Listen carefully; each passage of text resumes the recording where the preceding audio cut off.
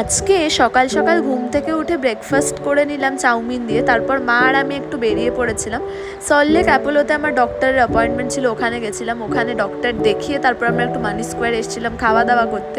এটা ভাউ চাউনার একটা কম্বো বের করেছে, সেটাই খেলাম। বাস্কিন রবিন্স থেকে আইসক্রিমও খেলাম।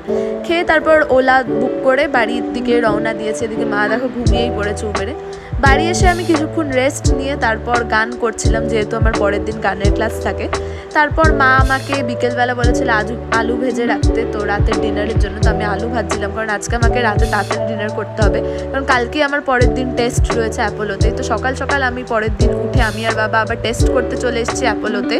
তো অ্যাপোলোতে এখানে আমি ওয়েট করছি, আমি খালি পেটেই এসেছি, আমার অনেকগুলো টেস্ট ছিল। তো সেগুলো আস্তে আস্তে টেস্টগুলো হয়ে যাওয়ার পর আমি বাড়ি চলে যাই।